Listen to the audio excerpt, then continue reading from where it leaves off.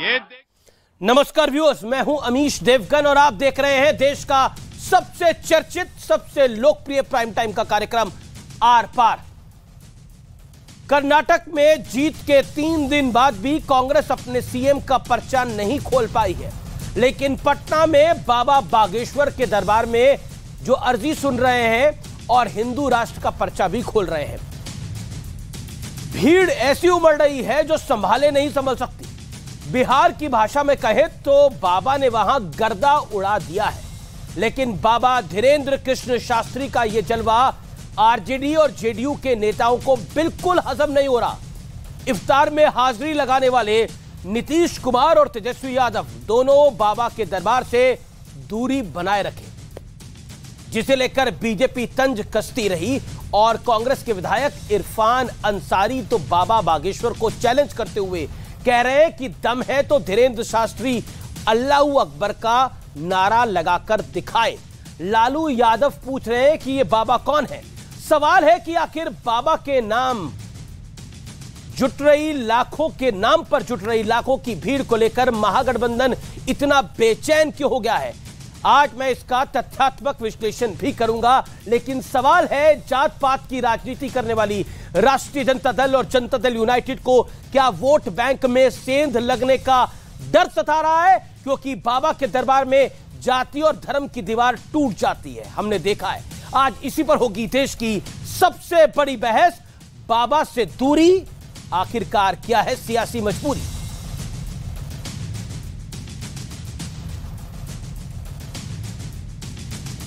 इस समय की बड़ी ब्रेकिंग स्टोरी है कि धीरेन्द्र शास्त्री पर नीतीश कुमार ने अपना पहला स्टेटमेंट जारी कर दिया है। देश का नामकरण क्यों करना है? वो किसी धर्म को माने लेकिन देश का धर्म नहीं बदल सकते। देश का नामकरण क्यों करना चाहते हैं? यह पहली बार नीतीश कुमार बोले हैं बाबा बागेश्वर पर। यह पहला स्टेटमेंट है। इससे पहले लालू यादव बोल चुके हैं। यह कौन है ये धीरेन्द्र शास्त्री? पहले रिपोर्ट देख लेते हैं व्यूअर्स और फिर आते हैं विश्लेषण पर और अपने मेहमानों पर।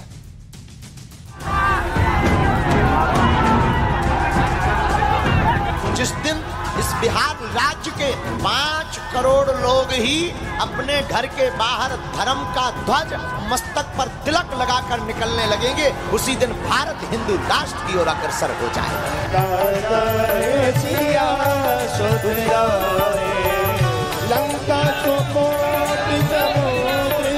बागेश्वर को रोका क्यों नहीं थे?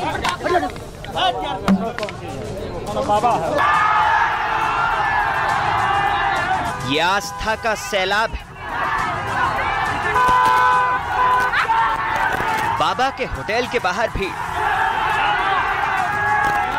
सड़क पर बाबा के साथ चलती भी, हनुमंत कथा के पंडाल में भी। उनकी कथा को सुन करके अपने आप को समर्पण करेंगे।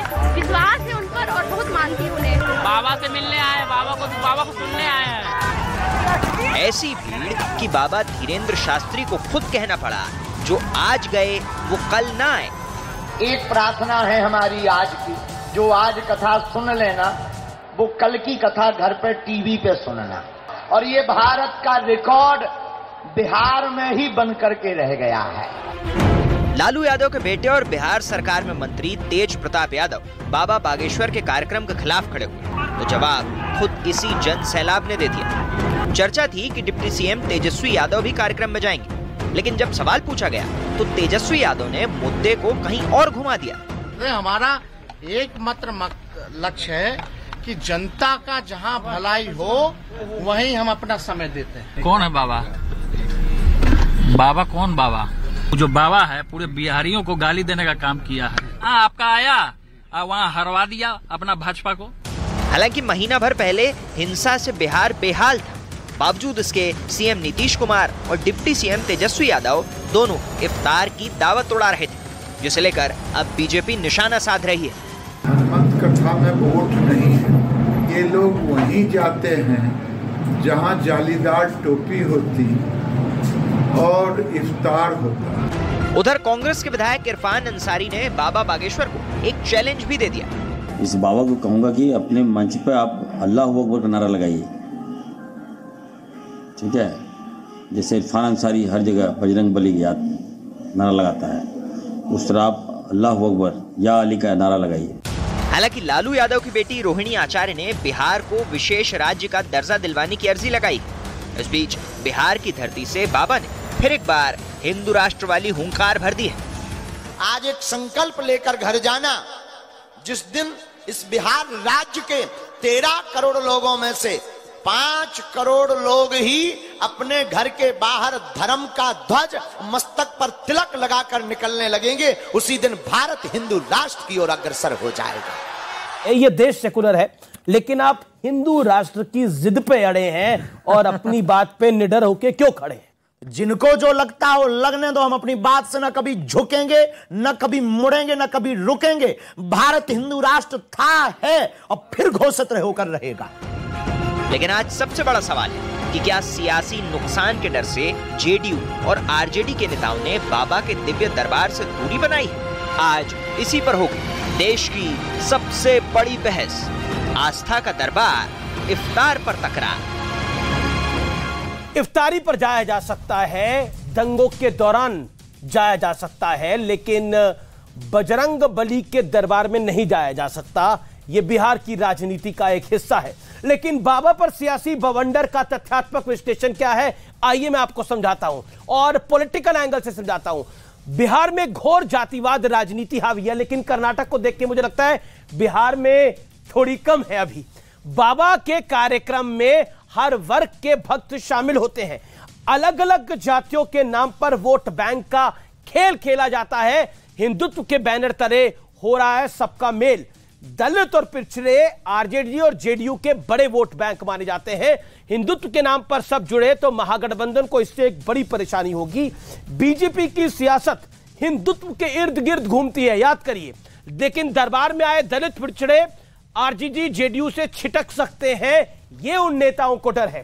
बड़ा सवाल यही है, और बड़ा सवाल बाबा तोड़ेंगे जाति की दीवार, इसलिए ये पूरी सियासी तकरार है। और हर कोई जानता है बाबा बागेश्वर कौन है, लेकिन लालू यादव और उनके सपुत्र कह रहे हैं कौन है ये बाबा। बड़ा सवाल यही है, और उन्हीं की बेटी अर्जी भी लगा रही है वहां पर। मेरे साथ कौन कौन जुड़ा है? डॉक्टर अजय लोक मेरे साथ जुड़ रहे हैं चर्चा में, उनका अभिनंदन है। मेरे साथ इस चर्चा में वारिस पठान जुड़ रहे हैं, इरफान अंसारी जुड़ रहे हैं, विधायक हैं कांग्रेस पार्टी के। मेरे साथ शोहेब जमई हैं, मुस्लिम स्कॉलर हैं, और मेरे साथ सत्यप्रकाश मिश्रा भी जुड़ेंगे। साथ ही साथ मेरे साथ जानी मानी लेखिका शुभरास्त्रा हैं और प्रोफेसर संगीत रागी भी जुड़ेंगे। मैं सबसे पहले शुरुआत डॉक्टर शोहेब जमई आप ही से करता हूं और 40 सेकंड आपको देता हूं अपनी बात को रखने के लिए। मेरा मूल सवाल यह है, क्या आपको लगता है कि बाबा बागेश्वर का यह फंडामेंटल राइट है? वो कोई पॉलिटिकल रैली और रेला तो कर नहीं रहे हैं, वो बजरंग बली की आराधना कर रहे हैं, अपना कार्यक्रम कर रहे हैं, उसके ऊपर तकलीफ क्यों है? देखिए, मेरा तो कोई विरोध नहीं है, लेकिन जिस तरीके से भारतीय जनता पार्टी के नेता इसमें अपनी दिलचस्पी दिखा रहे हैं, और मुझे लगता है कि क्या 24 में बीजेपी के पास कोई काम दिखाने के लिए नहीं रहेगा? बाबा के भरोसे ही चुनाव जीतने की तैयारी चल रही है, ये एक मूल प्रश्न मेरे तरफ से भी है। लेकिन चूंकि आपको पता है कि बाबा जी जब बाबा नहीं बने थे, गरीबी का हाल था, पैसे नहीं थे, तो मुसलमानों ने ही इनकी मदद की थी, आर्थिक मदद। ये बाबा जी ने खुद जो है चैनल पे बताया है। अब मेरे इंटरव्यू में उन्होंने बताया था कि एक उनका दोस्त है मुसलमान, वो आज भी उनका दोस्त है। जी जी जी, तो ठीक है, हम विरोध नहीं है। मेरा सिर्फ एक मूल प्रश्न है। आपने बिहार के परिदृश्य बात की, बिहार भी हमारी भूमि है, और मैं राजनीतिक तौर पर बिहार में काफी राजनीतिक पद पे रहा हूं, आप जानते हैं। मेरा एक मूल सवाल है कि ठीक है, आप हिंदू राष्ट्र की बात करते हैं, कोई खालिस्तान राष्ट्र की बात करता है तो वो देशद्रोही बन जाता है, कोई मुस्लिम राष्ट्र की बात करता है तो देशद्रोही बन जाता है, बाबा हिंदू राष्ट्र की बात करते हैं तो देशभक्त बन जाते हैं। ये अपना एक पैमाना होगा। लेकिन सवाल आपको 40 सेकंड आपके पूरे हो गए। मेरा आपका अगला सवाल है कि आपको लगता है नीतीश और तेजस्वी यादव को वहां जाना चाहिए था? नहीं, देखिए, उनके जाने से पहले बाबा जी को एक खाली जवाब दे देना चाहिए, जो मैं समाज की तरफ से एक सवाल पूछ रहा हूं, क्योंकि एक बड़ा वर्ग कौन से समाज की तरफ है कि हिंदू राष्ट्र बनाने से हाँ, सारे समाज की तरफ से वो जनता जान रही है कि हिंदू राष्ट्र बनाने से पहले एक मॉडल होता है। किसी भी चीज को काम करने से पहले एक सैंपल लगाते हैं ना, एक मॉडल बनाइए, आप एक मॉडल गांव बनाइए, उस गांव में अंतर जातीय विवाह आसान हो जाए और उस मंदिर का सबसे बड़ा पुजारी दलित हो, ऐसा एक गांव बना के बाबा दिखा दें, फिर हिंदू राष्ट्र बना ले। हमारा कोई इसमें नहीं है। कोई कहेंगे कि आप इसमें क्यों पढ़ रहे हैं बीच में, तो भाई हमारे मुद्दे में भी लोग पढ़ते हैं। डॉक्टर अजय आलोक, मेरी बहुत देखिए, यही आपको मैंने पहले मौका दिया अपनी बात को रखने का, आप अपनी बात को रखें। डॉक्टर अजय आलोक, मैं सीधा आपका रुख करता हूं। एक बात बताइए, बीजेपी के नेता तो वहां आरती कर रहे हैं, लेकिन लालू यादव पूछ रहे हैं ये कौन है ये बाबा, उनके सपुत्र भी यही पूछ रहे हैं।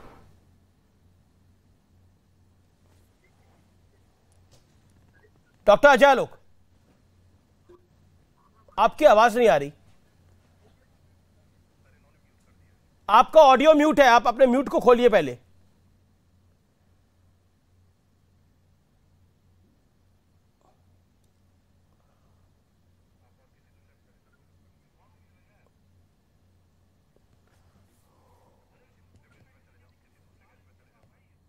डॉक्टर अजय आलोक, आपको मेरी आवाज नहीं जा पा रही। प्रोफेसर संगीता रागी, देखिए, परेशानी क्यों है लालू प्रसाद यादव को, नीतीश जी को परेशानी क्यों है?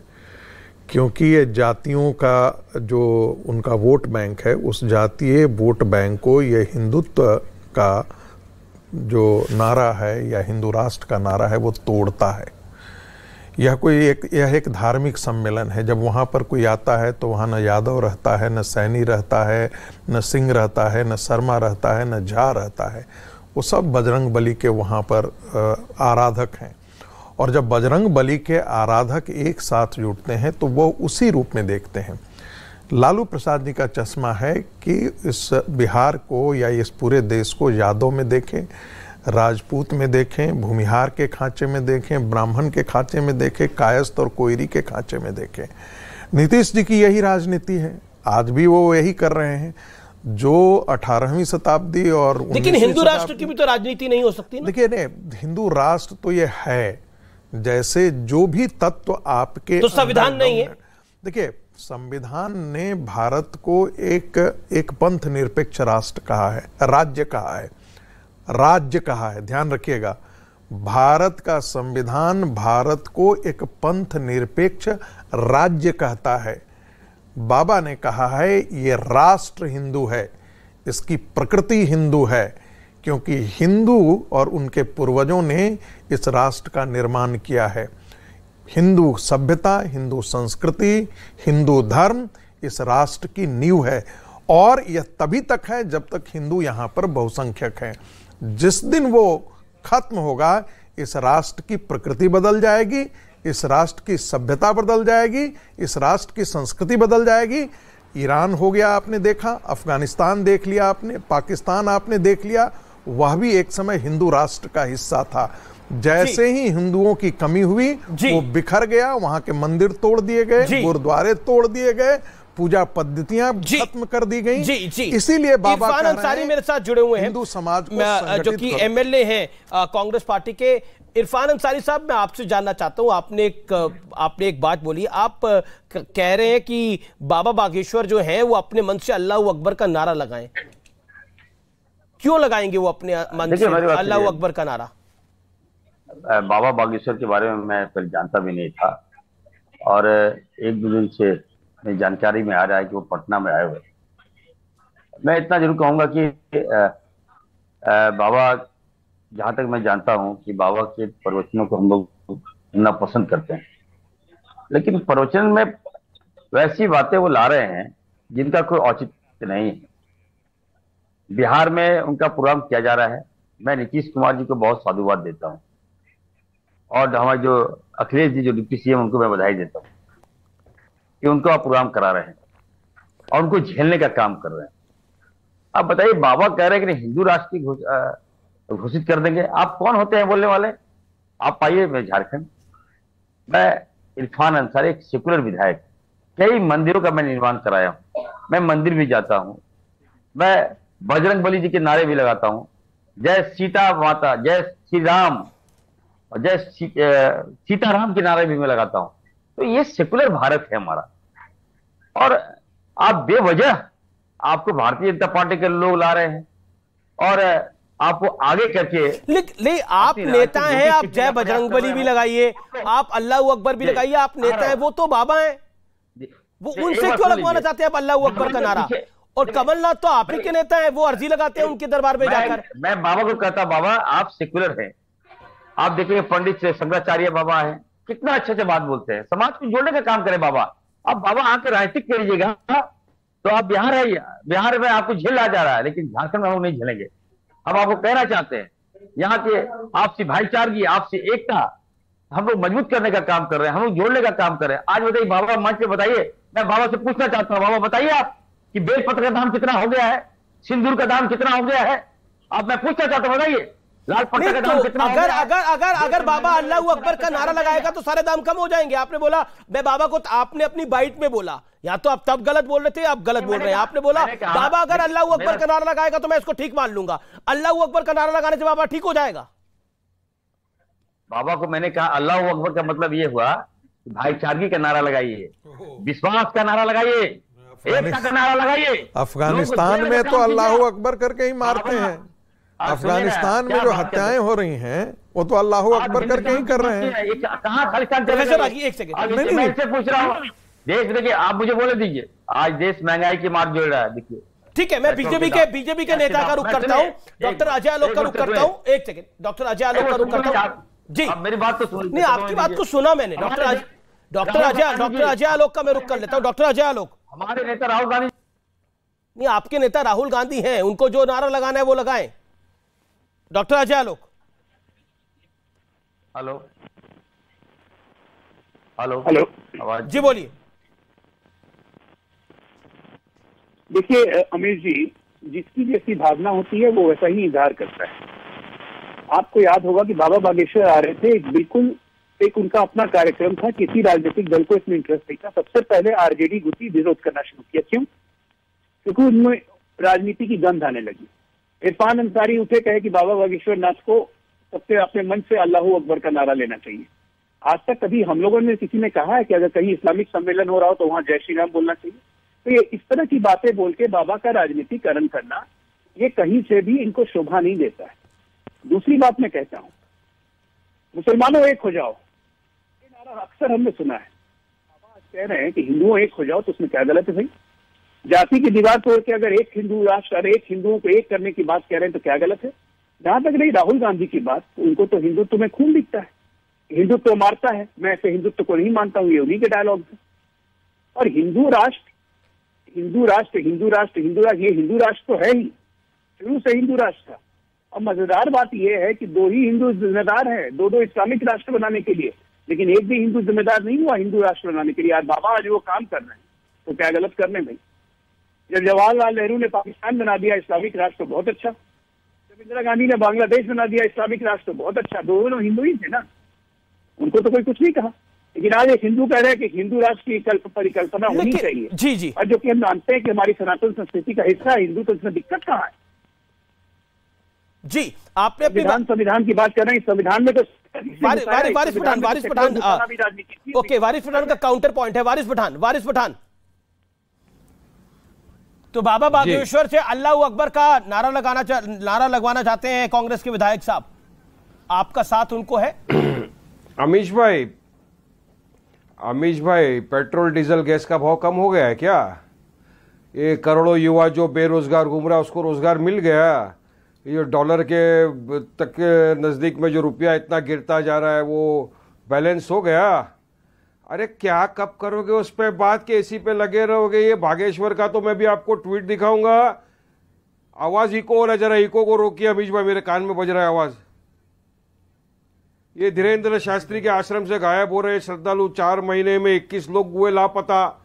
ट्विटर पे चल रहा है, सब तरफ ये चल रहा है, इस पे बात करो। और आप किसकी बात कर रहे हो? ये जेडीयू, आरजेडी, ये बीजेपी एक ही सिक्के के चट्टे बट्टे ये लोग। अरे इनको जाना चाहिए था नीतीश कुमार को, हमारे मदरसे को जहाँ पे आग लगा दिया 100 साल से पुराना, वहां नहीं जा रहे, यहाँ पे भी ऑब्जेक्शन है, क्या फायदा। और मोदी जी बोलते हैं सबका साथ सबका विकास सबका विश्वास, ऐसा विश्वास पालेंगे। हिंदू राष्ट्र बनाने का कहाँ लिखा है? चलिए, अजय आलोक तो डॉक्टर है ना, संविधान से देश चलेगा या आपकी आस्था से देश चलेगा? चलिए बताइए, कल को कोई बोल देगा खालिस्तान बना देंगे तो आप उसको आतंकवादी घोषित कर देंगे। कल को वारिस पठान बोल देगा मुसलमान राष्ट्र बनाना तो मेरे को तो उठाएंगे पाकिस्तान में आप छोड़ के आएंगे। तो आप संविधान से देश को चलाएंगे या अभी इस तरह की भाषण? ये क्यों होता है अमीश भाई? आप में अब तो देश समझदार हो गया, सब जानते हैं कि ये लोगों के पास कोई मुद्दे नहीं बचे, तो अब यही धर्म के नाम पे इससे बंटवारे हेट्रेड फैला है। पर बीजेपी ने तो कुछ बोला ही नहीं, बीजेपी ने तो इस विषय पर कुछ बोला ही नहीं। बोला किसने? चला रही है।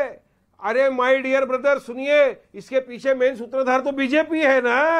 अरे बीजेपी, आपको लग रहा है 15 लाख की भीड़ बीजेपी के लिए आ रही है उधर? लोगों का, अरे हर चीज तो बीजेपी कर रही है, नफरत फैलाने की तो स्कूल खोल के रखा है उन लोगों ने। एक केरला स्टोरी का देखो आफ्टर इफेक्ट क्या हो रहा है। अमीश में अपन डिबेट कर रहे थे, आज देखिए साध्वी प्रज्ञी जाके राजस्थान में किस तरह भड़का रही है हिंदू बहनों को हमारी, उसका आफ्टर इफेक्ट देखिए कितना खराब मैसेज जा रहा है। तो बागेश्वर बाबा का आफ्टर इफेक्ट क्या होगा? पहले बोलता था लाइट्स और प्रोपेगेंडा है। जी, Shubhrashtra reply to Waris Pathan, Shubhrashtra reply to Waris Pathan. हाँ, अरे जवाब दीजिए मेरी बात का। ठीक है शुभराष्ट्र, देश के सामने शुभराष्ट्र पेट्रोल डीजल गैस के भाव में नहीं, इससे सब नहीं, मुझे समझ में नहीं आता है। इस देश में धार्मिक आयोजन होते हैं, जब महंगाई चरम पर भी थी तब भी होते थे, जब महंगाई कम थी तब भी होते थे, जब महंगाई एवरेज थी तब भी होते थे। धार्मिक आयोजन तो होते हैं।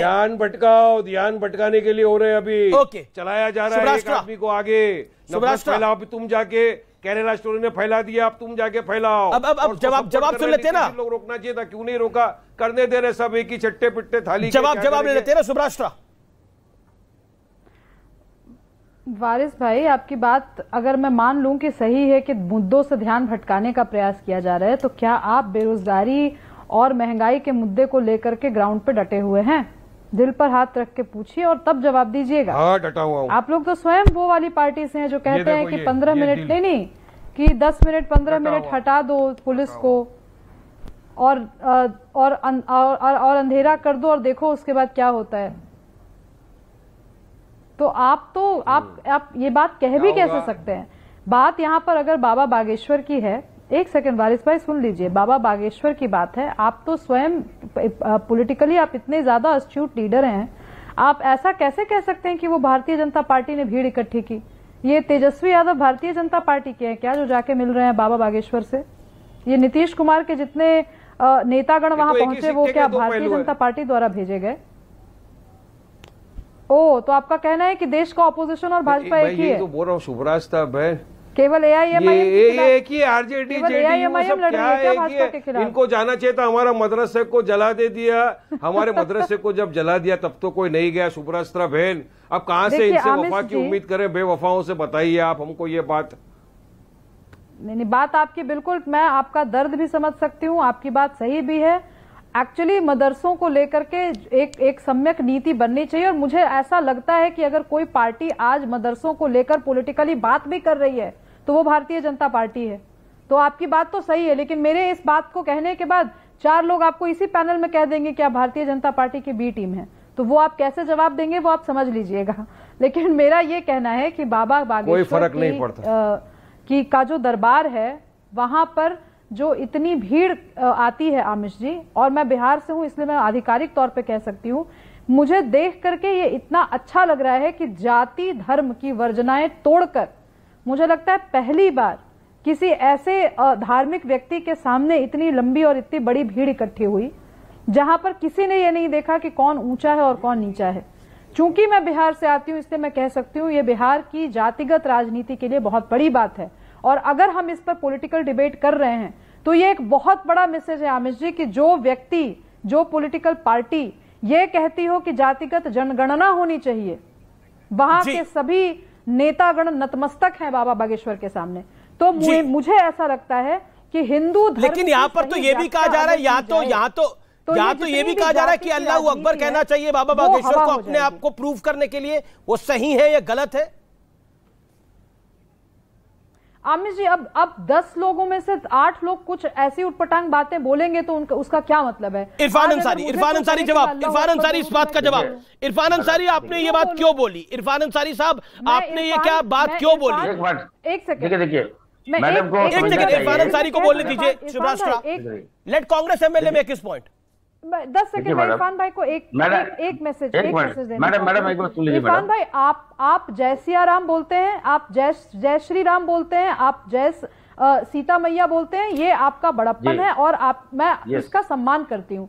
लेकिन अगर आपको कोई फोर्स करे कि आप जय सिया राम बोलिए तभी आपको मैं सेक्युलर मानूंगी, तो ये गलत है। उसी तरह आप किसी से ये एक्सपेक्ट करें कि वो अल्लाह अकबर बोले तभी आप उसको सेक्युलर मानेंगे, ये भी गलत है। जी, अब इरफान अंसारी। मैडम, मुझे अच्छा लगा कि आप बिहार से हैं और हम लोग भी पड़ोसी हैं आपके, हम झारखंड से आते हैं। मैं 2 बार का विधायक भी हूँ। मैंने ये बातें इसलिए कहा कि मैंने कई प्रवचन मैंने बाबा का सुना है और उस प्रवचन में हमेशा गीता की, रामायण की या महाभारत की पाठ पढ़ाई जाती है, बताया जाता है और हम लोग उनकी बातों को सुनते हैं और चलते हैं और मानते कि नहीं, सच्चाई के रास्ता एक ही है, जानना तो हम लोग ऊपर है। लेकिन धर्म के नाम पर अगर आप देख लीजिएगा, एक मनोज तिवारी हैं, तो सांसद हैं, अब वो उनको लेके आ रहे हैं, फ्रंट सीट में चला रहे हैं गाड़ी, वो लेके आ रहे हैं और आप क्या मैसेज देना चाह रहे हैं? आप ये बता दीजिए कि वो भारत, ठीक है, वो मैसेज, ये बड़ा सवाल आपने खड़ा करा। मैं ब्रेक ले रहा हूं, ब्रेक के बाद वापस आ रहा हूं। आप देख रहे हैं are par.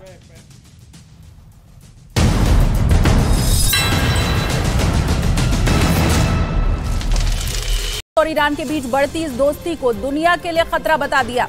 It's a threat and a danger to Russia's neighbors, Iran's neighbors, and the international community broadly. दावा है कि ईरान से मिले शहीद ड्रोन की मदद से रूस की सेना ने जंग में यूक्रेन को भारी नुकसान पहुंचाया। और उधर पाकिस्तान के रक्षा मंत्री ख्वाजा आसिफ 24 घंटे के अंदर इमरान खान की पार्टी पीटीआई को प्रतिबंधित करने वाले बयान से पलट गए, जबकि कल तक वो पाकिस्तान तहरीक-ए-इंसाफ पार्टी पर बैन लगाने का विचार करने की बात कर रहे थे। क्योंकि इमरान खान की गिरफ्तारी के बाद पूरे पाकिस्तान में उनकी पार्टी पीटीआई के समर्थकों ने हिंसक प्रदर्शन किया। लेकिन अब पाकिस्तान के मीडिया AR/बाई न्यूज के हवाले से खबर है कि 24 घंटे के भीतर ही ख्वाजा आसिफ अपने बयान से पलट गए और अब उनका कहना है कि उनकी सरकार इमरान खान की पार्टी पाकिस्तान तहरीक-ए-इंसाफ पर प्रतिबंध लगाने पर कोई विचार नहीं कर रही, न ही उन पर प्रतिबंध लगाने की कोई योजना बनाई गई। साथ ही ये भी कहा कि 9 मई की घटनाओं के आरोपियों को माफ नहीं किया जाएगा और कानून के मुताबिक दोषियों के खिलाफ एक्शन लिया जाएगा। हालांकि पाकिस्तान के रक्षा मंत्री ख्वाजा आसिफ का ये नया बयान काफी हैरान करने वाला है, क्योंकि पाकिस्तानी मीडिया की खबरों के मुताबिक कल ही वहां के सेना प्रमुख और कानून के अव्वल जानकारों की एक अहम बैठक हुई थी, जिसमें पीटीआई पर बैन लगाने पर मंथन हुआ था। और इसी मीटिंग के बाद उन्होंने पाकिस्तान के एक दूसरे न्यूज चैनल के लाइव डिबेट प्रोग्राम के दौरान पीटीआई यानी पाकिस्तान तहरीक-ए-इंसाफ पार्टी पर प्रतिबंध लगाने की वकालत की थी। पाबंदी लग सकती है, इसमें कोई दो राय नहीं है कि पाबंदी की जो एक ऑप्शन मौजूद है। जिसके बाद माना जा रहा था कि इमरान खान की पार्टी के साथ भी वही होगा जो उन्होंने 2021 में अपनी सरकार के दौरान पंजाब प्रांत में सबसे बड़ी कट्टरपंथी राजनीतिक पार्टी TLP यानी तहरीक-ए-लब्बैक के साथ किया था। इमरान खान जब पाकिस्तान के वजीर आजम थे तो वहाँ के पंजाब की उस वक्त की सबसे बड़ी पार्टी तहरीक-ए-लब्बैक के खिलाफ कुछ ऐसी कार्रवाई की गई थी। उसे पाकिस्तान में बैन करने के लिए चुनाव आयोग से अपील भी की गई थी, क्योंकि TLP के समर्थकों ने उस वक्त पाकिस्तान में प्रदर्शनों के दौरान बेहिसाब हिंसा की थी, जिसकी वजह से उसके खिलाफ एक्शन लेते हुए मंत्री शेख राशिद अहमद ने उस पार्टी को बैन करने का ऐलान किया था और उसे आतंकवाद अधिनियम के तहत प्रतिबंधित करने की बात कही थी। इसी तरह का हिंसक प्रदर्शन इमरान खान के समर्थकों ने भी उनकी गिरफ्तारी के बाद किया, जिससे माना यह जा रहा है कि शहबाज सरकार उनका पैंतरा उन्हीं पर आजमाने की तैयारी में है। और इधर इमरान खान की पार्टी पीटीआई यानी पाकिस्तान तहरीक-ए-इंसाफ ने आरोप लगाया कि उसके 7,000 से ज्यादा समर्थकों और कार्यकर्ताओं को अवैध हिरासत में रखा गया है और उन्हें अब तक किसी अदालत में भी पेश नहीं किया गया, जबकि कोई भी कानून अदालत में पेश किए बिना 24 घंटे बाद हिरासत की इजाजत नहीं देता। पीटीआई ने आरोप लगाया कि हिरासत में लिए गए उसके कार्यकर्ताओं को इमरान खान और पार्टी के बड़े नेताओं के खिलाफ बयान देने के लिए प्रताड़ित किया जा रहा है। पाकिस्तान के मीडिया के मुताबिक 9 मई को इमरान खान की गिरफ्तारी के बाद हुए हिंसक विरोध प्रदर्शन के दौरान बड़ी संख्या में पीटीआई कार्यकर्ताओं को हिरासत में लिया गया था। और इस बीच इमरान खान ने आरोप लगाया कि उनकी गिरफ्तारी के बाद पाकिस्तान में हुए विरोध प्रदर्शन को सरकारी एजेंसियों ने भड़काने का काम किया। और इमरान खान ने दावा किया है कि इसके लिए कई जगहों पर आगजनी और गोलीबारी भी की गई ताकि उसका आरोप पीटीआई यानी पाकिस्तान तहरीक-ए-इंसाफ के कार्यकर्ताओं पर लगाया जा सके। हमारे पास वीडियोस हैं जो लोग इसमें शामिल थे, जिन्होंने प्लान तरीके से ये सारा किया। इमरान खान ने दावा किया कि सब कुछ लंदन में बैठे नवाज शरीफ के इशारे पर किया गया ताकि पीटीआई पर बैन लगाकर उसके नेताओं को जेल में डाल दिया जाए। और उधर पाकिस्तान के पूर्व प्रधानमंत्री और पाकिस्तान तहरीक-ए-इंसाफ यानी पीटीआई पार्टी के अध्यक्ष इमरान खान की रिहाई के विरोध में मौजूदा सरकार ने मोर्चा खोल दिया है। और पाकिस्तान के विदेश मंत्री बिलावल भुट्टो ने इमरान खान और उनकी पार्टी पीटीआई पर बरसते हुए कहा कि पीटीआई के पास ये तय करने का आखिरी समय है कि उनकी पार्टी राजनीतिक दल है या फिर आतंकी संगठन। वहीं पाकिस्तान के रक्षा मंत्री ख्वाजा आसिफ ने भी यह साफ कर दिया कि अगर हालात ऐसे ही रहे तो इमरान की पार्टी की मुश्किलें बढ़ सकती हैं। पाबंदी लग सकती है, इसमें कोई दो राय नहीं है कि पाबंदी की जो एक ऑप्शन मौजूद है। हालांकि आज पाकिस्तान में राष्ट्रीय सुरक्षा समिति की बैठक होगी जिसमें इस विकल्प पर विचार किया जाएगा। उधर पीएमएलएन यानी पाकिस्तान मुस्लिम लीग नवाज की नेता मरियम नवाज ने इमरान खान की रिहाई वाले मुख्य न्यायाधीश उमर अता बंदियाल को पाकिस्तान में हो रहे बवाल के लिए जिम्मेदार बता दिया और उनके इस्तीफे की मांग कर दी। मरियम ने उमर अता बंदियाल पर पाकिस्तान में न्यायिक मार्शल लॉ थोपने का भी आरोप लगाया। इंतशार की आग ज़मान पाक से कम लगी है, उमर अता बंदियाल के दफ्तर से ज्यादा लगी है। मरियम ने पाकिस्तान के पूर्व प्रधानमंत्री और पीटीआई यानी पाकिस्तान तहरीक-ए-इंसाफ के अध्यक्ष इमरान खान पर भी हमला बोला और कहा कि वो जो कर रहे हैं ऐसा आतंकी या पाकिस्तान के दुश्मन भी नहीं कर सकते। और उधर पाकिस्तान के पूर्व प्रधानमंत्री और पाकिस्तान तहरीक-ए-इंसाफ यानी पीटीआई के चीफ इमरान खान की मुश्किलें कम होने का नाम नहीं ले रही, क्योंकि अब इमरान खान की पार्टी पाकिस्तान तहरीक-ए-इंसाफ यानी पीटीआई पर फैसलाबाद में आईएसआई ऑफिस पर हमला करने के मामले में आर्मी एक्ट के तहत कार्रवाई होगी। आरोप है कि इमरान खान की गिरफ्तारी के बाद 9 मई को पीटीआई कार्यकर्ताओं ने आईएसआई ऑफिस और सेना की कई इमारतों पर हमला किया था और संपत्ति को नुकसान पहुंचाया था, जिसकी वजह से इमरान की पार्टी पर आर्मी एक्ट के तहत मुकदमे की तैयारी हो रही है। और इन सबके बीच इमरान खान की मुश्किलें लगातार बढ़ती जा रही हैं क्योंकि इमरान के खिलाफ 100 से ज्यादा मामले दर्ज हो चुके हैं, जबकि इमरान खान की पत्नी बुशरा बीबी को लाहौर हाईकोर्ट से पेशी के बाद 23 मई तक की जमानत मिल गई। लेकिन इन सब के बीच पाकिस्तान में गृह युद्ध जैसे हालात बने हुए हैं। इमरान खान की गिरफ्तारी और रिहाई के दौरान इमरान समर्थकों ने देश भर में जमकर बवाल मचाया क्योंकि इमरान खान को जेल जाने का डर सता रहा है। खबरें ये भी है कि साबरमती जेल में बनी इस वसीयत के बारे में अतीक की पत्नी शाइस्ता को कोई जानकारी नहीं है। शबाना कई बार साबरमती जेल जाकर अतीक से मुलाकात कर चुकी थी और फोन पर भी घंटों बात करती थी। अतीक अहमद की पत्नी शाइस्ता भी शबाना पर बहुत भरोसा करती थी। कहा जाता है कि शाइस्ता को ज़ैनब से भी ज्यादा भरोसा शबाना पर था। शाइस्ता ने कभी ये सपने में भी नहीं सोचा था कि जिस शबाना पर वो इतना ज्यादा भरोसा करती है वो उसे धोखा देगी। आरिफ एमबीए के नाम हुई प्रॉपर्टी की कीमत करोड़ों में बताई जा रही है। शबाना के साथ उसका बेटा भी अतीक से मिलने साबरमती जेल जाया करता था। उमेशपाल हत्याकांड के पहले भी दोनों कई बार जेल में अतीक अहमद से मुलाकात कर चुके थे। अतीक अहमद ने दुबई में न केवल प्रॉपर्टी खरीदी थी बल्कि वहाँ कई कारोबार में पैसा भी लगाया था। बताया जा रहा है कि अतीक के कई कारोबारियों की नजर, जो करीबी है उनकी नजर दुबई वाली प्रॉपर्टी के ऊपर थी। और जैसे ये खबर फैली कि अतीक ने आरिफ के नाम पर दुबई वाली प्रॉपर्टी कर दी है, इसका विरोध शुरू हो गया। सबसे पहले इसका विरोध अतीक के छोटे भाई अशरफ के रिश्तेदार सद्दाम ने किया था। सद्दाम को जैसे ही मालूम चला कि अतीक अहमद ने आरिफ एमबीए के नाम पर दुबई की बेशकीमती प्रॉपर्टी कर दी है, उसके बाद सद्दाम आग बबूला हो गया और उसने इसका विरोध भी किया। और आरिफ एमबीए के साथ उसकी तनातनी भी हो गई थी क्योंकि सद्दाम के कहने पर ही अतीक अहमद ने दुबई में पैसा लगाया था और प्रॉपर्टी खरीदी थी। खबर यह भी है कि बरेली पुलिस ने जैसे ही सद्दाम के खिलाफ केस दर्ज किया वो दुबई फरार हो गया था। प्रयागराज से लेकर विदेश तक अतीक का कारोबार फैला हुआ था। अतीक अहमद के विदेश की प्रॉपर्टी पर जांच एजेंसियों की अब नजर है। उसके विदेश की प्रॉपर्टी और कारोबार की कुंडली खंगाली जा रही है। अब तक की जांच में खाड़ी देशों में भी अतीक के कारोबार की जानकारी सामने आई है। खबर यह है कि उसने सऊदी अरब में भी निवेश किया था। इस मामले में प्रयागराज के करेली का एक कारोबारी रडार पर है क्योंकि उसी कारोबारी के जरिए अतीक ने सऊदी अरब तक पैसे भेजे थे। इसमें उसके वकील खान सौलत हनीफ की भी बड़ी भूमिका थी क्योंकि वही इसके दस्तावेज तैयार करता था। फिलहाल अतीक की हर संपत्ति जांच एजेंसियों के रडार पर है। उसके फाइनेंसरों मददगारों पर भी शिकंजा कसता जा रहा है। तो फिल्म अभिनेता शाहरुख खान के बेटे आर्यन खान से जुड़े ड्रग्स केस में एक्सक्लूसिव रिपोर्ट अब सामने आ चुकी है। विजिलेंस रिपोर्ट में आर्यन खान को झूठे ड्रग्स केस में फंसाने का दावा किया गया। इस रिपोर्ट में बताया गया कि उस वक्त के एनसीबी अधिकारी समीर वानखेड़े ने आर्यन को फंसाने के लिए पूरा प्लान खुद तैयार किया था। दावा है कि समीर वानखेड़े ने ये पूरी साजिश इसलिए रची कि वो शाहरुख खान से करोड़ों रुपए की वसूली कर सकें। और सूत्रों के मुताबिक आर्यन खान को ड्रग्स केस में फंसाने के लिए समीर वानखेड़े ने कई ऐसे किरदारों का। वेलकम बैक व्यूअर्स, आप देख रहे हैं इस समय आर पार न्यूज 18 इंडिया पर। हमारे साथ केंद्रीय मंत्री गिरिराज सिंह एक्सक्लूसिव बातचीत करने के लिए इस समय जुड़ रहे हैं। गिरिराज जी, आपका अभिनंदन है। बिहार में ऐसा क्या हो गया है कि बाबा बागेश्वर का दरबार सियासी अखाड़ा बन गया है? क्योंकि आप कह रहे हैं जहां जालीदार टोपी और इफ्तार होता है वहीं नीतीश बाबू और तेजस्वी जी जाते हैं।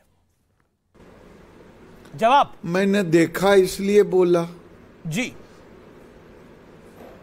वो उन आयोजक ने कहा या पत्रकारों ने पूछा तो उन्होंने कहा कि मैं जनता के काम में व्यस्त हूं। तब मैंने कहा कि जनता के काम में तो व्यस्त है ही नीतीश बाबू की सरकार, मुख्यमंत्री, उप मुख्यमंत्री, लेकिन जब टोपी लगा करके इफ्तार पार्टी में जाते हैं तब तो जनता की बहुत बड़ी काम होती है ना।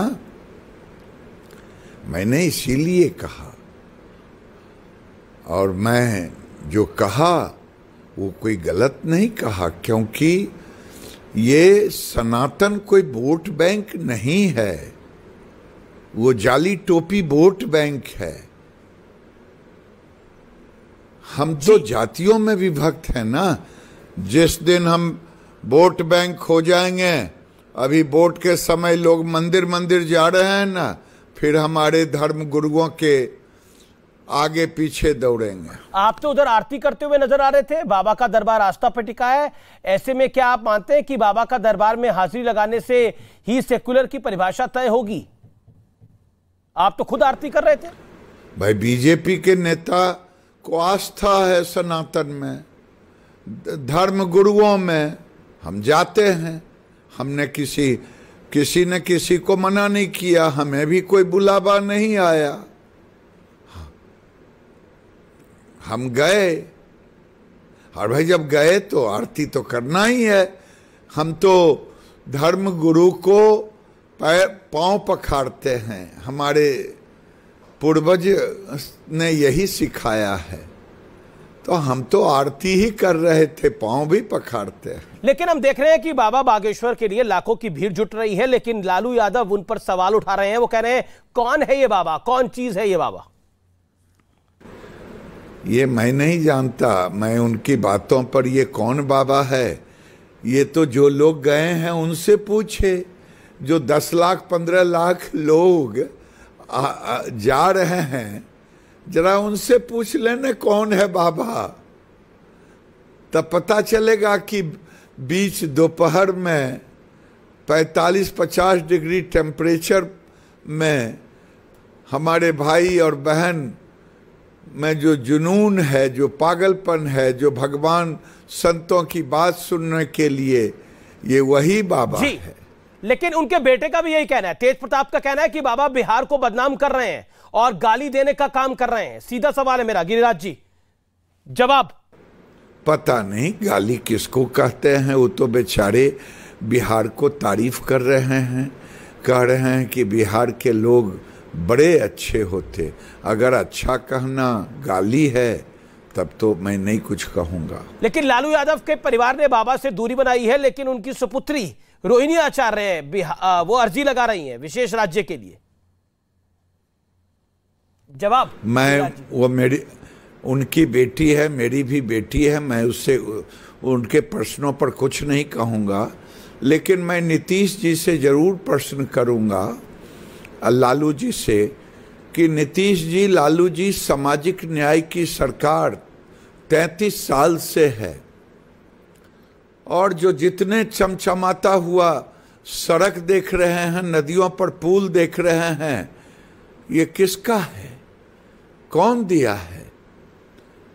उसके 33 साल में भी ये मैं उनसे पूछना चाहता हूं, क्या आप एक व्हाइट पेपर जारी करेंगे सामाजिक न्याय के पौधा कि अति पिछड़े दलित, महादलित, ब्लॉक वाइज, पंचायत वाइज कितने लोगों को रोजगार दिया? जापान में एक परमाणु बम गिरा था, 10 साल में खड़ा हो गया। ये 33 साल अभी भी आप जात जात ही कर रहे हैं वोट के लिए। अपना तो सब कुछ है, लेकिन बेचारे ये दलित, महादलित, पिछड़े, अति पिछड़े का जरा गिनाए तो 33 साल में। आप बाबा बागेश्वर के दरबार की तुलना इफ्तार से कर रहे हैं, लेकिन कांग्रेस विधायक इरफान अंसारी का कहना है, जो मेरे साथ है भी, कि बाबा सच्चे हैं तो अल्लाह अकबर का नारा लगाए। कौन सा धर्म? अरे मने जो मुस्लिम है वो धर्म थोड़े है, वो तो पंथ है। क्या आयु होगा? 1000-2000 साल सारे धर्मों की आयु है, 2200 साल में। ये तो सनातन की बात है, और सनातन में तो 33 करोड़ हमारे देवी देवता हैं। हमें तो पूरे जिंदगी में एक एक दिन भी नाम लें तो भगवान भगवान राम का लें, कृष्ण का लें, हनुमान का लें, महादेव का लें, महादेव के नंदी का लें, जितने का लेते लेते हमारी पूरी जिंदगी में भी पूरा नहीं होगा। हम काहे के लिए वो बाबा लेने जाएं? अल्लाह अकबर, जिसको लेना है ले। बाबा के दरबार में जिस तरह की भीड़ उमड़ रही है, क्या आप मानते हैं कि इसका असर वोट बैंक पर भी पड़ेगा? इसलिए बीजेपी खुलकर बाबा का समर्थन कर रही है। ये किसी पार्टी का प्रचार नहीं करते। जिसको डर लगता हो वो ये बात बोले। ये तो केवल सनातन को जगाने आए हैं, लेकिन और सनातन को जगा रहे हैं। जी, लेकिन विपक्ष का कहना है कि कर्नाटक में बीजेपी हार गई, पिट गई, लेकिन उसके बावजूद हिंदू मुसलमान कर रही है। ये विपक्ष का कहना है। कौन कहता है कि बुरी तरह, कौन कहता है हम बुरी तरह पीटे हैं? कांग्रेस भले जश्न मनाए, हम हारे नहीं हैं, हमारे वोट नहीं कमे हैं। जीता वो है जो पाकिस्तान जिंदाबाद का नारा लगाया है। कांग्रेस को सीख लेनी चाहिए कि कौन नारा लगा रहा है।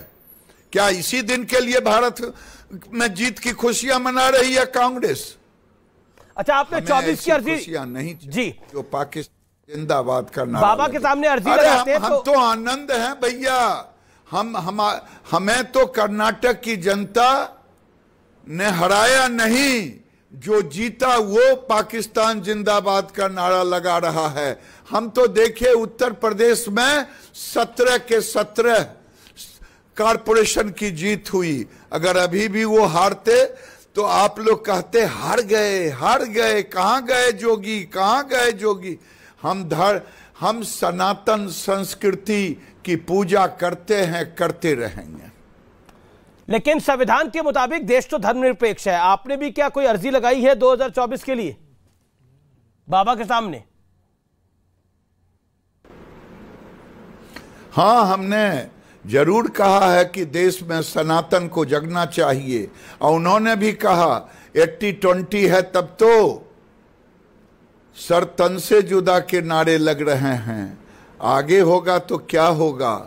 बहुत बहुत शुक्रिया। मैं यही कहा हूं। बहुत बहुत शुक्रिया आपका हमारे साथ एक्सक्लूसिव बातचीत करने के लिए, जुड़ने के लिए। मैं अपने पैनल का सीधा रुख करता हूं। मेरे साथ शोहेब जमाई हैं। शोहेब जमाई और इरफान अंसारी कुछ कहना चाह रहे हैं। दोनों हाथ खड़ा कर रहे हैं अपनी बात को रखने के लिए। पहले इरफान अंसारी, आपके पास में आता हूं। आप विधायक हैं, क्या कहना चाहते हैं? गिरिराज सिंह थे हमारे साथ, वो कह रहे हैं क्यों लगाएंगे अल्लाह अकबर का नारा? अभी मैं गिरिराज सिंह जी की बात को मैं बड़ी गंभीरता से सुन रहा था। एक इतने सीनियर आदमी इतनी हल्की बातें अगर करे तो ये हमें लगता शोभा नहीं देता। अभी कर्नाटका में बुरी तरह से हारे हैं और कहते हैं हम हारे नहीं हैं। ये तो दुनिया देख रही है, लोगों ने इनको नकार दिया। ये तो शुरुआत है, मैं कहना चाहता हूँ। और आप लोगों ने बजरंग बली के नाम पर वोट मांगा था और बाबा बजरंग बली ने हम लोगों को आशीर्वाद दिया। तो धर्म अलग है और एक चमत्कारी बाबा क्या आ गए हैं। ये कौन जानता है धीरेन्द्र शास्त्री को? हम तो कभी सुने भी नहीं है। अरे 15 लाख लोगों से पूछिए ना, कौन जानता है? रहने दीजिए, मैं आ रहा हूँ। जो 15 लाख लोग आए हुए, भीड़ देखकर बताइए। हमारे यहाँ जामतला में चले कोई बाबा है, डोंगी बाबा, लाखों भीड़ लगाता है। वो इतना चमत्कारी नहीं है ये बाबा। सुनिए, इसके पीछे बैकअप है भाजपा। अच्छा, कमलनाथ जी भी गए थे क्या? अगर ये बाबा ढोंगी है तो कमलनाथ जी भी गए थे? नहीं, सुन लीजिए ना, मेरा एक सवाल दीजिए, मैं आपसे क्वेश्चन करता हूँ। जितने बाबा लोग सुंदर क्यों होते हैं बताइए आप? क्या सवाल है आपका? क्या मजाक बना कर दिया है? लोग प्रवचन देते हैं, आपके प्रवचन से क्या हो जाएगा? सवाल क्या है आपका? जितने बाबा होते हैं वो क्या होते हैं? देखिए जो बाबा देखा हुआ मैं, जितने बाबा के पास भीड़ जुटती है वो काफी सुंदर होते हैं, ये वैसा मेरा मानना है। और अभी आपने देखा होगा आसाराम बापू, इसमें क्या है मतलब? इतना सुंदर बाबा, बताइए। आप तन को सुंदर देख रहे हैं, लोग मन को सुंदर देखते हैं। इतना सुंदर बाबा, बताइए। आप बताइए, इनके पीछे आप जाने की आवश्यकता है? आप ओके मैं बताना नहीं चाहता हूँ। एक सेकंड, प्रोफेसर रागी जवाब देना चाहते हैं। डॉक्टर अजय आलोक साहब हाथ खड़ा कर रहे हैं जवाब देने के। प्रोफेसर रागी 30 सेकंड। देखिए, ये मानसिकता अद्भुत है, ये अजीब मानसिकता है। अरे सुंदर संत का व्यक्तित्व ही तेजस्वी होता है, ये तो हम शुरू से देखते रहे। विवेकानंद जी बड़े भव्य थे पर्सनालिटी। दूसरी बात, अल्लाह अकबर कह करके हम देख रहे हैं कि अफगानिस्तान में, सीरिया में, बलूचिस्तान में क्या क्या हो रहा है। तो जो ये कह रहे हैं कि उससे तो भाईचारे का संदेश जाता है, तो पता नहीं इनको भाईचारे का संदेश जाता हो। तीसरी बात, एक मैं छोटी सी टिप्पणी कर देना चाहता हूँ। देखिए, जो हमारा भारत का संविधान था उसमें राम दरबार था। जो भारत का संविधान था उसमें राम दरबार था, कुरुक्षेत्र की भूमि थी जिसमें गीता का संदेश था। ये सारे भगवान राम जब अयोध्या लौट रहे हैं तो पुष्पक विमान का भी चित्र है जिसमें भगवान राम आ रहे हैं। तो बुद्ध की उसमें प्रतिमा है, महावीर की उसमें प्रतिमा है। तो भारत राष्ट्र हिंदू तो था ही, कहां ऐसा लिखा हुआ है संविधान में कि भारत हिंदू राष्ट्र नहीं है। संविधान सिर्फ ये कहता है कि भारत एक पंथ निरपेक्ष राज्य है, स्टेट है। ये कहीं नहीं कहता कि भारत हिंदू राष्ट्र नहीं है। और यदि ऐसा होता तो संविधान की मूल प्रति में राम दरबार नहीं होता, कुरुक्षेत्र नहीं होता। शोएब जमाई जवाब देना चाह रहे हैं। शोएब जमाई जवाब देना चाह रहे हैं। शोएब जमाई और वारिस पठान भी जवाब देना चाह रहे हैं। पहले वारिस पठान देन शोएब जमाई। वारिस पठान 40 सेकंड्स। कितना झूठ बोले। देखिए, संगीत रागी जी के संविधान में तो लिखा हुआ है कि हिंदू राष्ट्र। कहाँ लिखा है? क्या परिभाषा है आपके पास? मैंने नहीं कहा। अरे संविधान हमारा भारत देश धर्म निरपेक्ष देश है। भारत नहीं बोला है, मैंने ऐसा नहीं कहा, बोला है। वो डिनाई कर रहे हैं। आप लॉयर हैं। मैं तो आपको समझा रहा हूँ भाई, लॉयर है। देखो, संगीत रागी अच्छे से राज्य बोला है, सुनने दो। संविधान धर्म निरपेक्ष राज्य कहता है। भारत का कोई धर्म ही नहीं है, धर्म निरपेक्ष देश है हमारा भारत। तो देश नहीं, देश धर्म निरपेक्ष नहीं है का प्रतीक है। देश धर्म निरपेक्ष नहीं है, हम तो राज्य धर्म निरपेक्ष है, हम तो पंथ निरपेक्ष है, धर्म निरपेक्ष नहीं। अच्छा तुम बोल लो यार, इसको काहे को बुला? नहीं, किसको बुलाएं भाई? मेरे नाम लेकर के कोट करके मत गलत बोल गया आप। अच्छा ठीक है, लेट हिम स्पीक। वारिस पठान अपनी बात को रख ले, let him make his point. Bharat का कोई धर्म नहीं है, सेक्युलर देश है, धर्म निरपेक्ष हमारे यहाँ कोई देश नहीं है। हम सब जाति को मानने वाले लोग हैं, एक दूसरे का सब रिलीजन, त्योहार, फेस्टिवल सब बनाते हैं। मगर ये ऐसे लोग बैठ के जो गलत बात करते हैं ना अमीश भाई, इससे रॉन्ग मैसेज जाता है। ये देखिए, कर्नाटका की जो हार है इतना सर पे चढ़ गई है इनके कि इनको कुछ समझ में नहीं आ रहा है कि क्या करें। आप ही मैं सोच रहा था गिरिराज को, बोले बुरी तरह नहीं हारे। अरे बुरी तरह हारे हुए हैं, और हार के मैं तो आपको मुबारकबादी देता हूं कि आपको हार मुबारक, क्योंकि आपने तमाम चीज इस्तेमाल कर रही थी। ये मोदी अमित शाह की हार है। आपने पूरी तरह सिचुएशन को पोलराइज किया। आपने यूसीसी लाया, आपने मुसलमानों का आरक्षण खत्म कर दिया, ओबीसी कैटेगरी का, आपने हलाल का लेकर आ गए, आप बजरंग बली का लेकर आ गए। मगर बजरंग बली जी ने भी आपको सपोर्ट नहीं किया। आपकी नीयत में खोट है तो आपको भगवान भी सपोर्ट नहीं किया। पूरी देश ने देखा। आगे भी आपकी हालत तो खराब है ही। अब आप इसी पे चलोगे, अब आप धर्म, जाति, नफरत ये फैलाने वाले हो, क्योंकि आपके पास उस वक्त भी कोई चुनाव के मुद्दे नहीं थे। आज भी आपके पास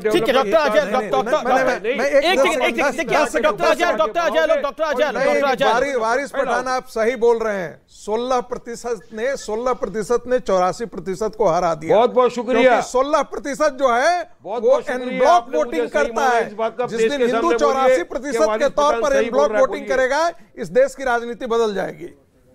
ओके, मेरे देश को बांटो मत हिंदू मुसलमान में। देश का हिंदू ने भी वोट कांग्रेस को नहीं दिया, मुसलमान ने तो दिया ही नहीं, इसीलिए तो हार गया पूरी तरह से। क्योंकि आपके पास कोई विजन ही नहीं है देश के लिए। आपके पास सिर्फ एक ही विजन है, नफरत। डॉक्टर अजय लोग चले गए मोदी। ओके, डॉक्टर अजय लोग रिप्लाई करना चाहते हैं, सुराष्ट्र रिप्लाई करना चाहती है। ठीक है, you made your point. Okay, doctor Ajay लोग। देखिए अमिश, हम कर्नाटका के चुनाव परिणाम पे मुझे आश्चर्य लग रहा है कि वारिस पठान बोल रहे हैं, जिनकी पार्टी की सारी सीटों पे जमानत जब्त हो गई, वो हमें कह रहे हैं कि बुरी तरह से हार गए। अद्भुत है भाई। सारी नहीं, 2 पे तो लड़े खाली। एक मिनट, हाँ 2 या 3 पे लड़े तो दोनों पे तो जमानत जब्त हो गई। आप किस मुंह से बोल रहे हैं कि हम बुरी तरह से हार गए? भाई आप तो चुप रहिए कम से कम। अब दूसरी बात सुनिए बड़ा गौर से। देश की संविधान की संरचना 1943 में जब शुरू हुई थी, बाबा साहब थे और एसके सिन्हा थे बिहार के हमारे। ये जब संविधान बनना शुरू हुआ था तो देश का विभाजन नहीं हुआ था, इसीलिए इसको पंथ निरपेक्ष राष्ट्र कहा गया था, ताकि हिंदू, मुसलमान, सिख, ईसाई जितने धर्म के लोग हैं सब इस देश में रहेंगे। लेकिन जब धार्मिक आधार पर बंटवारा हो गया तो बाबा साहब की किताब निकाल के पढ़िएगा, dissolution of caste, annihilation of caste, जिसमें उन्होंने लिखा कि जब धार्मिक आधार पर देश का बंटवारा हो गया तो फिर पंथ निरपेक्षता की आवश्यकता नहीं थी। ये बाबा साहब के कहे हुए शब्द हैं, मेरे नहीं है। और तीसरी बात, जिस संविधान का हवाला देके आप मानते हो बाबा साहब के संविधान को? इस संविधान आप मानते हो डॉक्टर बाबा साहब अम्बेडकर के दिए हुए संविधान को? इस संविधान में कहा लिखा है कि हमारा देश हिंदू राष्ट्र है, तो फिर क्यों समर्थन दे रहे हो आप हिंदू राष्ट्र बनाने वालों का? कहाँ लिखा है, कहाँ लिखा है? अमित भाई ये बीच में बोलेंगे तो बात नहीं जाएगी। ओके अजय लोग क्विकली मेक योर पॉइंट। जिस संविधान का ये हवाला देते हैं उसी संविधान में 1975 में राजनीतिक कारणों से छेड़छाड़ करके सेकुलर शब्द को घुसा दिया गया था। इस संविधान में कितने संशोधन किए गए हैं वो भी आदमियों ने ही किए। हमारा देश सनातनी है, सनातनी था, सनातनी रहेगा। आपको सनातन से क्यों दिक्कत है भाई? आरजेडी ये गलत है। जितने लोग हों ये भी सनातन, हमारा देश संविधान को मानता था, संविधान को मानता, संविधान को मानता रहेगा। लेकिन सनातन भारत का इतिहास है, था और रहेगा, इसमें तो कोई डाउट ही नहीं है ना। सनातन भारत का इतिहास है। भारत को 1947 से आजाद मत कीजिए। भारत तो आदिकाल से है, भगवान राम के दौर से है, वासुदेव कृष्ण के दौर से है, भारतवर्ष सबसे। ये तो संविधान में क्यों नहीं? आपके बोलने से भारत हो गया, आपके बोलने से भारत हो गया हिंदू राष्ट्र। यानी आपकी बात की बात नहीं है, हिंदू राष्ट्र की बात नहीं है। सनातनी भारत सनातनी तो है ही ना। भारत की संस्कृति तो सनातनी रहेगी। अरे भारत, अरे वो आपके लिए रहेगी, मेरे लिए मेरा रिलीजन इंपॉर्टेंट है, आपके लिए आपका रिलीजन इंपॉर्टेंट। यही तो मैं बोल रहा हूं कि हमारा देश तो सारे रिलीजनों को मानने वाला देश है। अमीश भाई आप क्यों डिवाइड कर रहे हो हमारे देश के अंदर? क्यों डिवीजन पैदा कर रहे हो? क्यों नफरत फैला रहे हो? अरे जिन्होंने संविधान बनाया वो बड़े बड़े अक्लमंद लोग थे, उन्होंने सोच समझ के बनाया। उनको पता था कि आप जैसे लोग आएंगे संविधान ये ओके। लेकिन डॉक्टर शोएब भाई एक बात बताइए, एक देश के दुश्मन है बागेश्वर बाबा, बयान हारा है, देश को बांट रहे हैं बाबा बागेश्वर। जगदानंद सिंह बिहार के बड़े नेता है, ऐसे लोगों को बंद कर देना चाहिए। यह अब मामला बहुत आगे बढ़ गया है, देश को बांट रहे हैं, यानी बाबा बागेश्वर को अरेस्ट करने की बात कही है, बंद कर देने की बात कही है। जगदानंद सिंह के विवादित बोल है, ये हम देख रहे हैं। शोएब जो भाई इफ्तार, एक सेकेंड, इफ्तार के कार्यक्रम में जा सकते हैं नीतीश बाबू, तेजस्वी जी इफ्तार के कार्यक्रम में जा सकते हैं, लेकिन बाबा बागेश्वर के कार्यक्रम में नहीं जा सकते। ये क्यों? इसका जवाब तो देना पड़ेगा डॉक्टर जबाई। आपको पता है जगदानंद सिंह जो है आरजेडी में सबसे ऊंची जाति वाले नेता हैं, भूमियार हैं वो, और उन्होंने एक बात कही। अब उसका क्या रिपरकर्शन होगा ये पार्टी बताएगी। लेकिन एक बात मैं पूछना चाहता हूं, सनातन से या हिंदू से कोई नफरत होती तो आज 82% मुसलमान या 85% मुसलमान कांग्रेस को वोट दिया है कर्नाटका में, तो जो मुख्यमंत्री बनेंगे वो भी तो हिंदू होंगे, मंत्रिमंडल में भी जो भी आएंगे वो हिंदू होंगे। हिंदुओं से नफरत नहीं है, नफरत करने वालों से नफरत है। मैं कर्नाटक के चुनाव पे मैं बहुत विश्लेषण कर चुका हूं और आप कर्नाटक के चुनाव के एक्सपर्ट नहीं है। मेरा सवाल है अगर नीतीश जी, मेरा सवाल है अगर नीतीश जी और मेरा सवाल है अगर नीतीश जी और तेजस्वी यादव अगर इफ्तारी में जा सकते हैं तो इस कार्यक्रम में क्यों नहीं आ सकते? सवाल है मेरा। नहीं देखिए, वो तो यहाँ से कार्यक्रम में किसी में भी आ सकते हैं, उसमें मुझे कोई यहाँ से दिक्कत नहीं है। लेकिन बिहार के अंदर एक जातीय जनगणना हो रहा है ताकि पिछड़े जातियों का, सुनने का भी मादा रखिए, पिछड़े जातियों का उत्थान हो सके जिनके साथ जुल्म। अरे पटना हाईकोर्ट ने रोक लगा दी है उसमें तो पटना हाईकोर्ट ने रोक लगा दी है। आप जातियों में बांटना चाह रहे थे, हाईकोर्ट ने रोक दिया। रोका नहीं रोका हाईकोर्ट ने? हाईकोर्ट ने रोका कि नहीं रोका? पटना हाईकोर्ट ने रोका। जातीय जनगणना का पटना हाईकोर्ट ने रोका है। हाईकोर्ट पे जाइए दोबारा, पटना हाईकोर्ट पे रखा है। विषय तो समझिए पहले आप सर। पटना हाईकोर्ट ने रोका ना उसको। हिंदू राष्ट्र बनने के लिए भी संविधान ने रोका है। सत्यप्रकाश मिश्रा, हिंदू राष्ट्र बनने के लिए भी तो संविधान ने रोका है ना भाई। फिर कौन बोल रहा है? कौन सपोर्ट कर रहा है हिंदू राष्ट्र की? भैया किसने सपोर्ट करी? लेकिन आप भारत का इतिहास सनातनी सनातन संस्कृति के साथ आप तो उसको डिनाई कर रहे हैं। मैं तो सपोर्ट करता हूं। ओके ओके ओके, एक सेकंड। सत्यप्रकाश मिश्रा, मेरा सवाल बहुत सीधा है। नीतीश जी और तेजस्वी जी पूरी माजरत के साथ अगर इफ्तार पार्टी में जा सकते हैं तो इस कार्यक्रम में क्यों नहीं जा पाए? समय नहीं था उनके पास या आवश्यकता नहीं? अमीश देवगन जी, आप बहुत आधी जानकारी दे रहे हैं। नीतीश कुमार जी हर बार छठ में जाते हैं, छठ घाट पर, रामनवमी में राम जी की पूजा करने जाते हैं, विजयादशमी के दिन जाते हैं और इफ्तार में भी जाते हैं। ये परंपरा सभी धर्मों के त्योहार के प्रति एक सम्मान है। बाबा जो कथा के रूप में कारस्तानी कर रहे हैं, बिहार की 15 लाख जनता जा रही है वहां से, उस कार्यक्रम से दूरी क्यों? उस पे हेट एजेंडा क्यों? नहीं, आप जाइए वहां, आप कोई हेट एजेंडा नहीं है। आप एक बात बताइए, कभी किसी इफ्तार में इस बात का और किसी रामनवमी में और किसी विजयादशमी में यह नारा लगा क्या कि इस देश को ऐसा राष्ट्र बना देंगे? संविधान के विपरीत नारा लगा क्या? अभी बहुत संविधान पे बहस कर रहे थे लोग। एक बात समझ लीजिए, डॉक्टर अंबेडकर ने कहा एक बार कि I born as a Hindu but I will not die as a Hindu. आप बौद्ध धर्म को भूल जाते हैं, महावीर धर्म को भूल जाते हैं, जैन को भूल जाते हैं, सिख को भूल जाते हैं। ये विविध परंपराओं और विविध संस्कृति राष्ट्र का निर्माण है। संविधान में सभी को बराबर का अधिकार मिला है। संविधान की मूल भावना पर यदि प्रहार करे, आप चाहते हैं संवैधानिक पद पर बैठा व्यक्ति वहां जाके हाजिरी लगाए? बीजेपी ने मौसम के हिसाब से अपने बाबा बदले हैं। मौसम के हिसाब से अपने बाबा बदले हैं बीजेपी। मौसम के हिसाब से अपने बाबा बदले हैं और बाबाओं को सुब्राष्ट्रा। ये जो भी वक्ता मेरे पहले बोल रहे थे, इन्होंने कुछ बहुत ही अनर्गल बातें की हैं। मुझे नहीं लगता कि कोई यहाँ पर संविधान संशोधन की बात कर रहा है। जब हमारे देश में, देश की सड़क पर, राजधानी में, देश की बीच सड़क पर अगर खालिस्तान की बात हो सकती है तो क्या कोई इस लोकतांत्रिक देश में हिंदू राष्ट्र की संकल्पना पर बात नहीं कर सकता? ये सवाल है। मैं ये नहीं कह रही कि हिंदू राष्ट्र बनाने के लिए आप निकल जाइए और समाज अपराध है सुब्रष्टा जी। गलत नहीं, आप गलत बोल रहे हैं। तो फिर आप एक बार संविधान ढंग से पढ़िएगा। अपराध है। आप भारत के विभाजनकारी तत्व को यदि जगह दे रहे हैं तो ये संविधान में के प्रति एक अपराध है। बिल्कुल, भारत आप डिसाइड नहीं कर सकते हैं कि ये विभाजनकारी है या नहीं। मेरे लिए हिंदू राष्ट्र की नींव तभी पड़ गई थी जब बाबा साहेब अम्बेडकर ने हमारे देश के संविधान को बनाने के बाद राम दरबार को महान धर्म का एक श्लोक है, मेरी वाणी के ऊपर अपनी बात जब रख रहे हैं तो क्या मैं वो नफरत कैसे फैला सकता है? Where the world is one family. मैं कैसे बात कर सकती हूँ ऐसे? जी, लेकिन बिहार में पंडित धीरेन्द्र शास्त्री की मौजूदगी ने सियासी गर्दा उड़ा दिया है। बिहार की भाषा में भीषण गर्मी के बीच लाखों की संख्या में लोग बाबा की एक झलक पाने पहुंच रहे हैं। गर्मी को देखते हुए बाबा ने पंडाल में न आने की अपील करी, लेकिन बजरंग बली की भक्ति में लीन इन दीवानों ने एक नहीं सुनी। सवाल यह है कि धीरेन्द्र शास्त्री में आखिर ऐसा है क्या जिसकी वजह से लोग खींचे चले आ रहे हैं और लगातार आ रहे हैं? दरअसल ये लोग अपने भगवान से आशीर्वाद की आस में इतनी बड़ी संख्या में आते हैं और धीरेन्द्र शास्त्री या फिर कोई और धर्मगुरु उस ईश्वर से साक्षात्कार कराने वाला एक महज जरिया बन जाता है। भाषा, शहर, राज्य बदलता है लेकिन लोगों की आस्था कभी नहीं बदलती। भारत की ज्योग्राफिकल विरासत हमेशा से डाइवर्स रही है, लेकिन प्रांत बदलने पर भी अपने ईस्ट के लिए लोगों का प्यार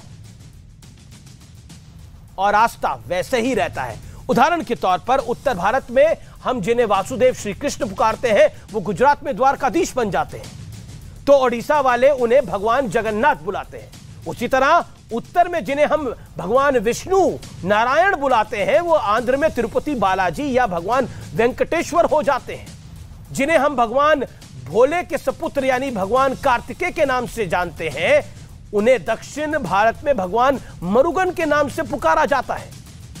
यानी बदलती भाषा के मुताबिक नाम जरूर बदलते हैं लेकिन आस्था और भाव नहीं बदलता।